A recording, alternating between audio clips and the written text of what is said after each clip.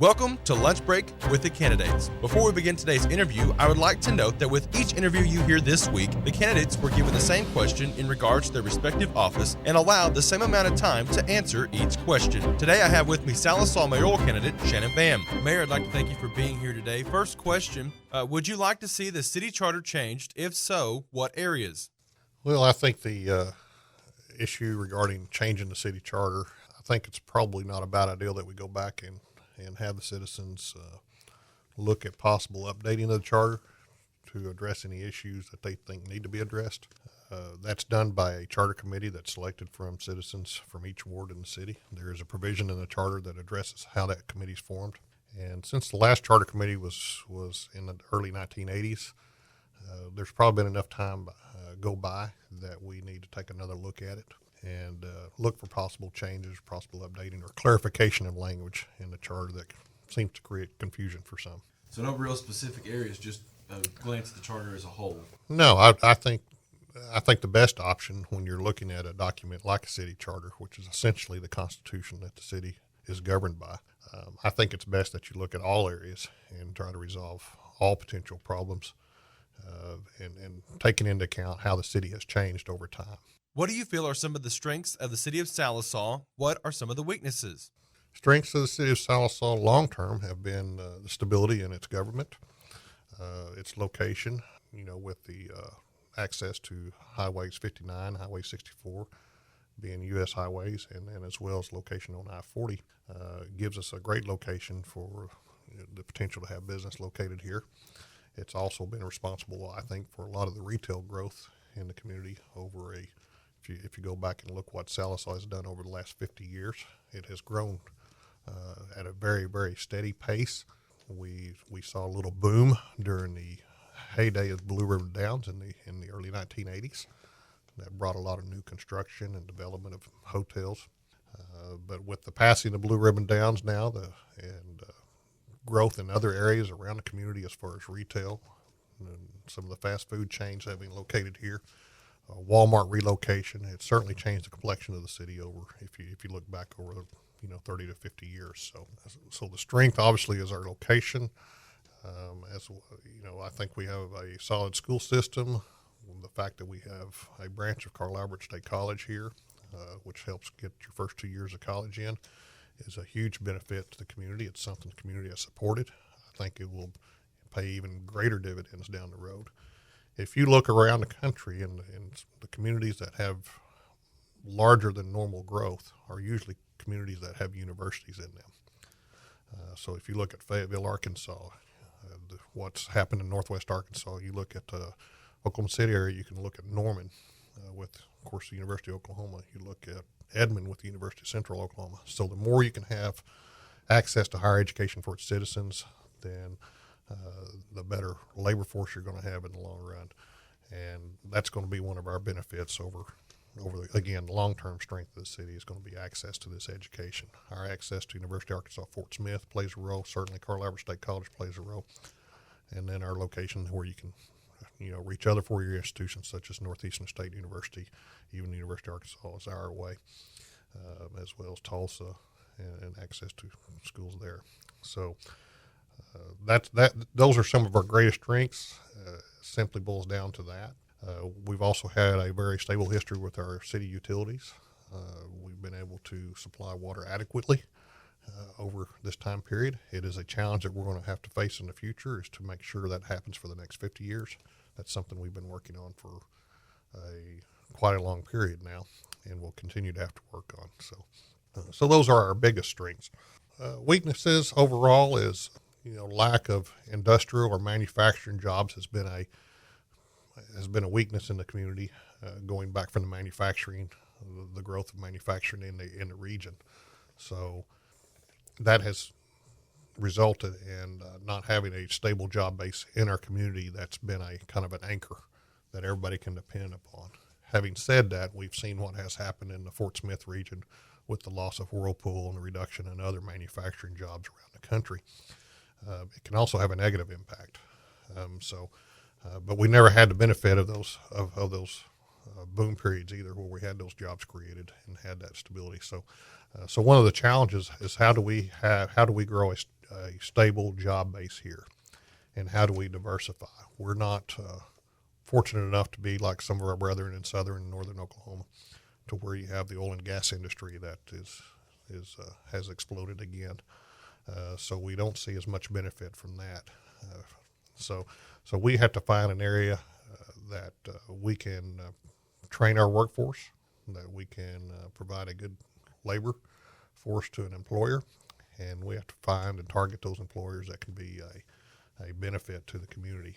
And perhaps that is to serve regions around us, but we have to look for ways that we can, the way to create wealth in your community is to grow export products to somewhere else. And so if we can find a way to locate a company here that makes something here to be shipped elsewhere, that's how you bring money back from overseas, from other states, back into the local community. So that's our weakness right now is we need to focus heavily on the economic development aspect of it.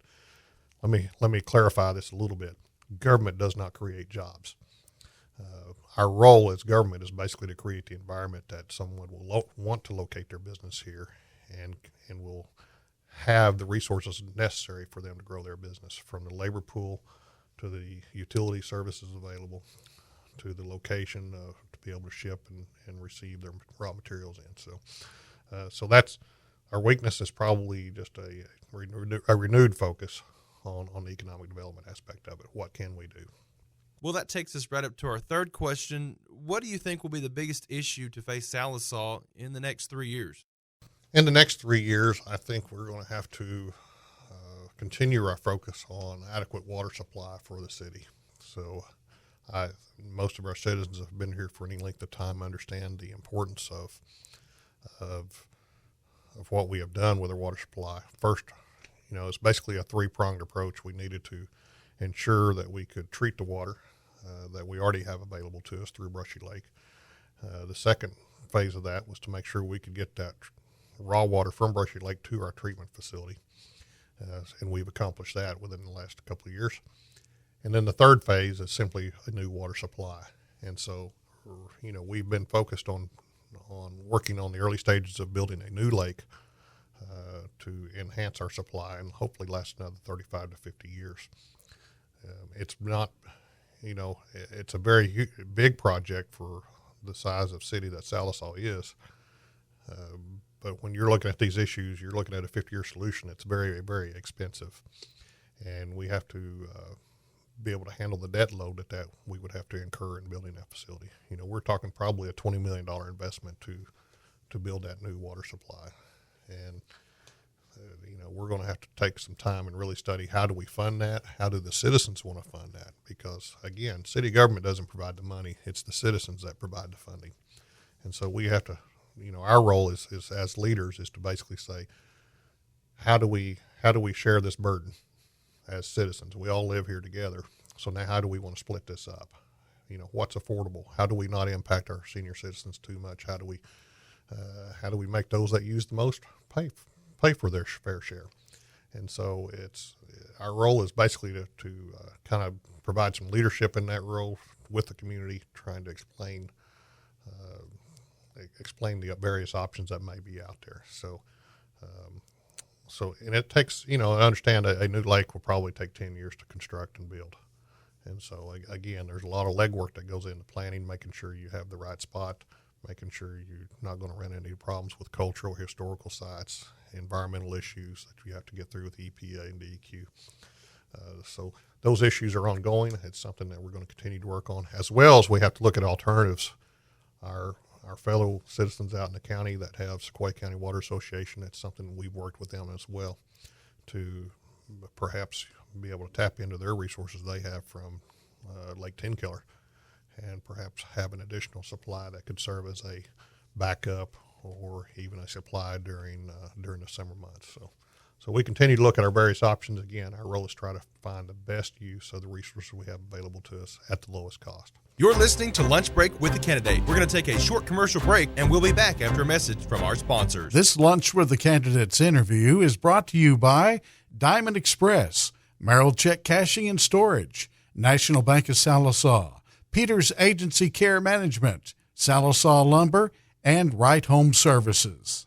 Now for the conclusion of the interview. And we're back with Lunch Break with the Candidates right here on The Mix, 105.1. Now back to mayoral candidates Shannon and Vann. Is there anything the city can truly do to help bring jobs and or new businesses to our area? Yes, and the answer to that is simple. I think today communities, when they're trying to locate new industry here, one of the issues we face is the lack of a dedicated funding source for an incentive program. And incentives are controversial in a lot of communities. You have people saying, why would you want to give money to a business to locate here? Is that good public policy? And I think that's a great debate to have.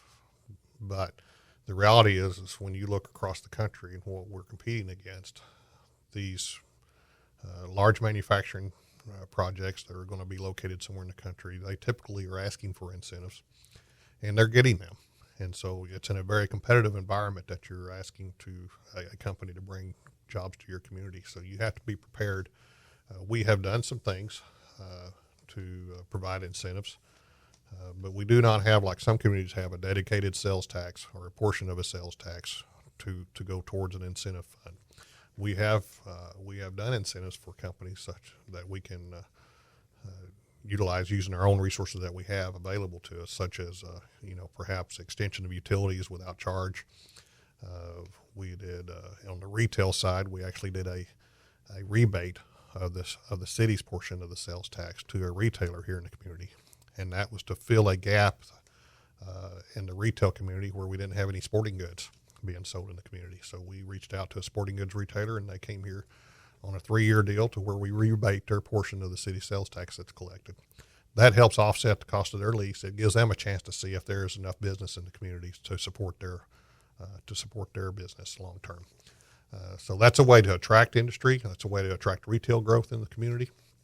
But again, you have people that are getting upset that you're using city's resources and funds, and you're giving it to a business that would seem to be very successful and have plenty of money. But that's the competitive environment we face when we're talking to these companies and businesses. So the other part of that is you just have to sell your community. And so we have to make sure that our community is stable from the government, seeing that the leaders are it's not a dysfunctional government. There's not a lot of infighting, that they know who to deal with.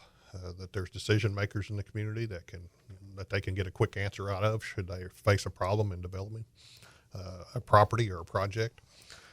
The other aspect of that is making sure you have the utility infrastructure, the water, the sewer, the electric available to them, as well as the fiber optic. So all those issues are important to a business because there's not a business out there that's not looking at a global impact. And so they have to have not just the local infrastructure, but they also need the capacity to reach out and communicate with the rest of the world. So let me ask you, why are you running for Mayor Sallisaw again? Well, the same reason I started back in 2002 when I first ran. It's essentially a way that I can give back to the community. I was very fortunate that my family was very involved in the community. My father served on the planning commission for 25 years. My mother obviously played a role in PTA and many other organizations involved with schools. Of course, I was coached in Little League, and so I was taught by my parents that you give back to your community. You do that through volunteering, whether it's youth league football, whether it's Little League baseball, whether it's a role in city government or being a volunteer firefighter. You have a responsibility to the community you live in to give something back, and so that's never changed. I see this. If I wasn't doing this, I might be a volunteer firefighter, or I might find another area that I could be involved in that would be beneficial to the community. But I think it's a responsibility that we all as citizens need to, we need to be a part of the community, and it's something that we all should do, given the time that we have available, and the resources that we have available. So obviously, there's people that are tied up due to work obligations or family obligations. It's very difficult, and you have to balance those out, and that's always a challenge in the job. But that's my goal. I don't have any motives. I've never had an agenda. I was never a person to seek out office just because I was upset about one particular issue or a group of issues. So I see it just simply as a service, and I've been very fortunate that people have supported me in wanting to give back to the community and supporting it. The only selfish interest I have, I'm a business owner in the community. And as a business owner, I want to see the community grow. That helps me with opportunities to grow my business as well. So what additional information would you like to add to this interview that you believe our listeners need to know? I think it's important that citizens realize the choices they make in elections. While we focus sometimes on the presidential election because it's on the news every evening and every morning, we focus on what's going on in Congress in Washington, D.C. We focus on what's happening in Oklahoma City with our state leaders.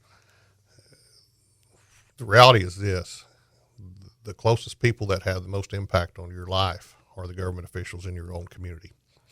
So your community services, from picking up the trash to your police protection to your fire protection, are governed by people that you know that you're neighbors with.